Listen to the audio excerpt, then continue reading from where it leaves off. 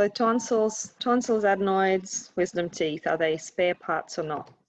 This sort of came to me recently, and you know, it just becomes a very common question in my practice. Oh, I've had my wisdom teeth removed when I was having braces, or my tonsils were removed when I was a child, and my adenoids were removed. And often people don't even know why that happened, or dentist said the teeth have to go, so they went.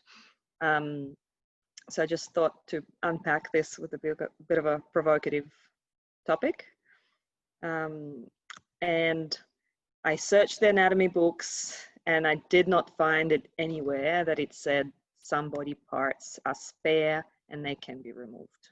So turns out we don't have spare body parts. So why does it happen that it's so common for wisdom teeth to be removed, probably a bit more common than tonsils and adenoids? Why is it so? Well, first of all, let's talk about tonsils and adenoids, those things at the back of the throat. What are they? They are part of lymphatic tissue, and they are located at the back of the mouth. So if we were to open our mouth, we'd see the tonsils there. If we say a big loud ah, and the adenoids are sitting behind the soft palate, like you see there on the picture, and that's showing an enlarged adenoid. So we can't see them when we open the mouth, but they make it difficult for us to breathe through our nose. And why do we have these organs in the first place? Well, they are helping our bodies fight infections and viruses. So they produce antibodies, and they are sort of part of our immune system, we can say, and they have an important function in the body. So here, just for, you know, some education's sake, here we have the back of the mouth, and if you're struggling to see this, you take a mirror and like, where are these things? And or if you're just struggling to see them in a child, just get them to say a loud ah or yawn, and then you will definitely see them there at the back of the throat. So we have the dangly bit, the uvula, and the tonsils sitting on either side. And this is not a real picture. You will see that when they're enlarged, they sometimes look red, not always. Other times they just look big. I decided, for the sake of our audience, to not include any very graphic material of the, you know, tonsils at the back of the throat. It can pull people off sometimes. But basically they can be seen, and, you know, why is it a problem if they become big? Is because they can restrict the airflow, and there's sort of nothing as important for our body as taking the next breath, because that's how we continue living. So when they become big, they can make it especially difficult for us to breathe at nighttime, because we relax at nighttime. We relax, the throat muscles relax, and the tonsils, when they're big, they have more of a chance of coming closer together, restricting the airflow even further. So how can you tell without looking into someone's throat that their tonsils have become big? Is whether is when they breathe in a noisy way at nighttime. That's not the only reason, but that's one of the reasons that may be happening. Or they're struggling with something called obstructive sleep apnea,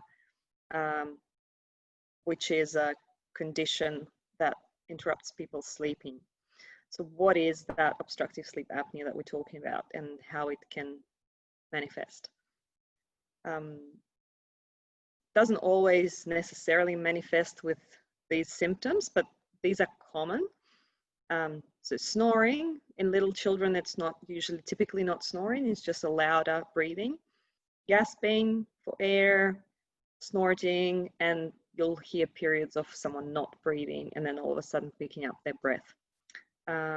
Breathing through the mouth is a sign of, maybe a sign of enlarged adenoids or obstructive sleep apnea. Restless sleep, sleeping in unusual positions, tilting the head backwards in the sleep, sweating at night, bedwetting for children beyond the age of diapers, waking up tired in the morning, or waking up, just trouble waking up, and being sleepy, irritable, tired. With children, a lot of hyperactivity symptoms come up as well when they don't have a good quality sleep. Essentially, this condition affects the quality of our sleep, and that's affects then the quality of our life during the daytime. And one of the most alarming things probably is people falling asleep at the wheel driving. So that's probably the most dangerous thing that can happen with someone with sleep apnea. What else? What other problems? Why should we be worried about tonsils and adenoids? They can make it difficult for us to breathe through the nose. We can have nasal congestion with or without excessive mucus. When the adenoids are enlarged and inflamed, so when they're red as well as big, they can give us a sore throat, tonsil stones, bed breath that can come from the mouth and the nose or the nose. Tonsillitis, which is inflammation and pain in the throat, where someone struggles to swallow, eat and swallow. So what can be done? This is my favorite. So these are the problems. What can we do about it? And is surgery, is it really the only solution? And should that be the first solution?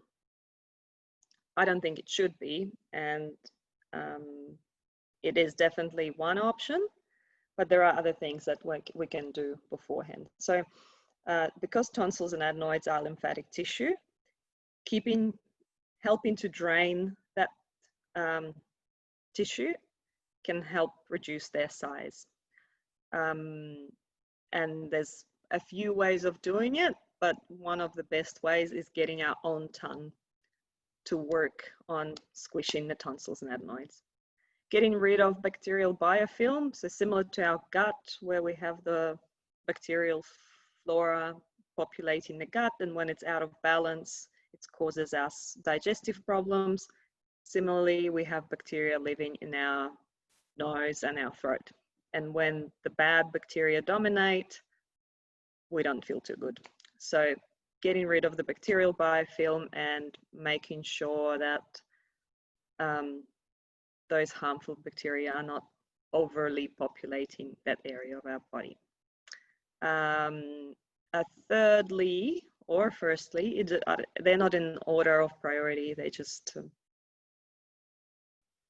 things that we can do to help heal our bodies. So third is rehabilitation of nasal breathing. So learning to breathe through the nose so that we use the first level of filtration, which is the cilia in the nose for the allergens and the dust particles and so forth, that we don't use the tonsils as our first barrier to the infections entering the body and the pathogens entering the body. And that's not the only reason, but that's one of them. And generally reducing inflammation in the body. And that inflammation can be caused by diet, by stress, by breathing incorrectly. So all of these things contribute to the enlargement, but especially the inflammation of those tissues in the nose and the throat. Again, you know, the medical pathway always has medications for treating these conditions. Sometimes they succeed, sometimes not. But again, that's something that people can do before they resort to surgery. And lastly, of course, there is the option of the surgery, which is a complete or partial removal of tonsils and adenoids. Wisdom teeth. I just thought the picture was funny because they're called wisdom teeth, but are they really that wise? Because they always cause problems and there's this kind of drowsy tooth coming through the gum. So what are they? They're they're called the third molar, so that's the third tooth coming. When I point my cursor, can you see it? You can, oh, wonderful. So we have our chewing teeth. Well, most of our teeth can chew, but most of the teeth at the front are responsible for biting food off, and the teeth at the back are for chewing. So that's third molar there, the wisdom tooth. That they come later in life, in late teens or in adulthood, early 20s typically. They can be impacted. So that was Michaela's question at the beginning. They can be just growing into the side of other teeth, and that can become problematic for those other teeth. And they are the most common teeth to come through abnormally or be missing. And it's not extremely uncommon for people to be missing adult teeth, but those teeth, it's more common to have them missing. So the very germ of the tooth was never present, or it somehow died. So if we are lucky to have our wisdom teeth, then we have a complete set of 32 teeth, and sometimes wisdom comes with it and sometimes it doesn't. Okay, so why do they cause so many problems? Why is it so common to have them removed? Why do they push onto others and come as these bullies trying to push others out of their place? And if you ask the dentist, they'll say, well, it's because they're impacted. So damaging other teeth, growing sideways, like you see on that picture, where the wisdom tooth is starting to damage, well, it has damaged the root of the tooth in front of it, the seventh tooth, the second molar. Other reasons that people that come and see me that they had their wisdom teeth removed is for orthodontic treatment, is to straighten other teeth, to make room for other teeth, so to speak. Or their dentist says, because there's not enough space. And another reason I didn't write here, but I have heard it, is because it was time to have them removed. But yet the anatomy book didn't say that those body parts are spare. So why? Why is there not enough space for them? And the answer is the short answer is simple, and it's incorrect craniofacial growth and development. So there's a lacking in growing of our face in a forwards direction. When our face grows correctly in the forwards direction, when all of the factors that help us grow and develop from a baby into a child, into an adult, when all of those factors are favorable, then we grow a long enough dental arch to fit those molar teeth, those third molars at the back. When something down the line of that growth didn't go quite right, that's when the wisdom teeth are struggling to fit in and starting to grow sideways, because they're just finding place where they can erupt. I'm going to try and play a video. I don't know how this is going to go. I haven't done it this way before with Zoom, so let's try. It's only for a minute. It's not specifically about wisdom teeth, but it's just helpful in understanding the whole concept. So let me see if it will work.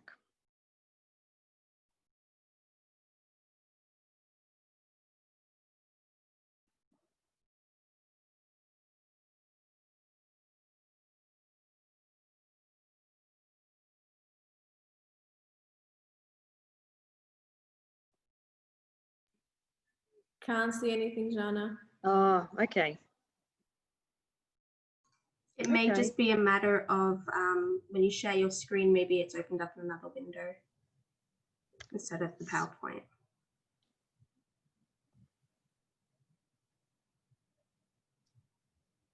What about now? Yeah, good. Yes. The audio hasn't been set up. Now you can't hear it? No.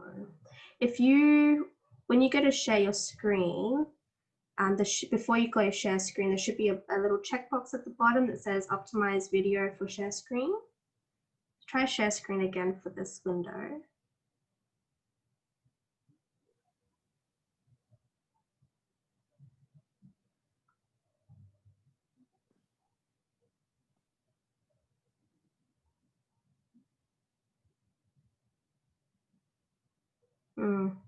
No? No audio. Doesn't work? Chantal? Oh, sorry. No, I thought I wasn't muted. No audio. Let me just see. Audio settings wouldn't be anything now.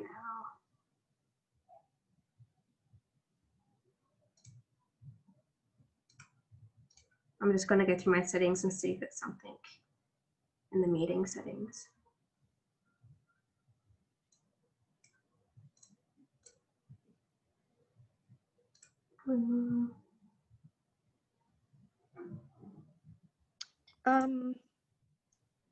Can you see the video, but you just can't hear the audio? Is that right? Yeah, that's right. Well, how about I just talk through the What's going on? talk through the video? Is that okay?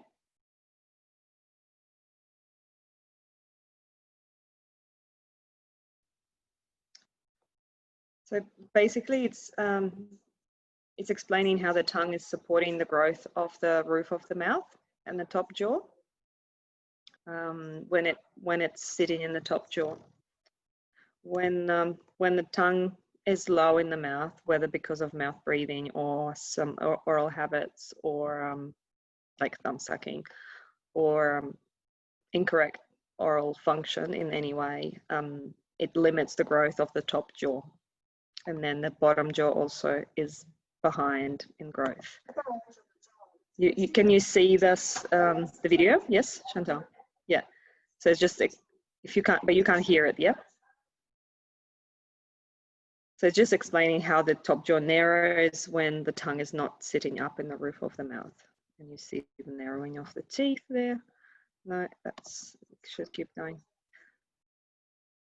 So the top and lower and upper jaw become underdeveloped and they shift backwards, which limits the size of the airway, which is a space through which we breathe. That didn't work very well, but anyway. We'll have to figure out why. We have to figure out why. Yeah. Okay. So for me to share the, okay, I'll just come back to where I was sharing. Okay. Can you see my screen now? Yeah, perfect. All right. So, I mean, the images here, someone could debate that it's genetic and of course there are genetic predispositions. But when we have correct oral function, our facial growth is directed in a forward direction instead of a downward direction. So you see the top two, whoa, sorry, went backwards. The top two images, how those bones are growing sideways. So the cheekbones are wider, whereas the cheekbones on the lower, with the lower man, are narrower. And you know, this is obviously not a real person, but in the field of craniofacial growth and development, there are studies on identical twins, and you can see how that's probably the most amazing, you know, amazing proof of how people that look identical at the start, and one of them develops an allergy, they can't breathe through their nose, and then the whole spiral starts of them not being able to breathe through their nose, their tongue sitting low, and then their face not growing properly. So our muscles direct the growth of our face, and those muscles are mainly the tongue, the lips, the cheeks, and the way that we breathe affect how we grow. Okay. And how do we know this? Like, how do we know for sure that this is the muscles, and you know, how come beforehand there was no problem with wisdom teeth? There was no dentist, by the way, either really in those days where these skulls have come from. So we have studies, some of them date much earlier than others. Weston Price is a famous dentist who studied nutrition, and he wrote a book called Nutrition and Physical Degeneration. And he looked at ancient skulls, but he also looked at primitive diets. And his hypothesis was that the way that we eat, and especially the lack of chewing, the lack of hard foods for chewing, has impacted how our faces were growing and developing. So he found whichever populations that have moved from their original villages or places where they lived to cities and changed their diets, they started developing crooked teeth as well as tooth decay. So his work is mainly famous because of tooth decay, but he also looked quite closely at how faces grew and developed and malocclusions. And he, as a dentist, he attributed it a lot, not only to dental hygiene, but to nutrition in most. So we have this study come out this year that was really interesting, and that talked about the study in primitive skulls and how there was always 32 teeth present and room for them. So there was never, impacted teeth were very rare. I'm seeing there are some questions in the chat, but I actually don't know how to come back to the chat. So I'll come to that later. We're almost at the end anyway. I don't want to go for a long time with a presentation. So what can we do? What can we do to make sure our wisdom teeth fit in? Not so much for ourselves anymore, but for the generations to come. Breastfeeding is one of the things that help babies grow their jaws properly. Nutrition, and that's eating real and minimally processed food, and most importantly, enough chewing in our diet. And chewing helps growth. I don't want to go into detail of how exactly that happens, but that's something that's sort of consistent in the research. Oral habits, and that's that can be pacifiers, thumb sucking, finger sucking, just poor oral resting posture, mouth hanging open. Breathing, so that's mouth breathing. Typically that would cause that underdevelopment of the jaws. And so we want to breathe nasally, and we want to breathe functionally. So ensuring correct oral resting posture and correct oral function. And that's from birth and childhood. But what if I just find out about this now, like, and I'm an adult? What do I do? So there's lots of things that you can do to improve the oral function, and it doesn't mean your wisdom teeth will all of a sudden fit in, especially if they are impacting other teeth. But it's a way to help improve how the whole area of the face and neck functioning. So it's orofacial myology, which is also called orofacial myofunctional therapy, and that helps our muscles in the mouth to function how they should be for speaking, chewing, swallowing, resting, breathing, and so on and so forth.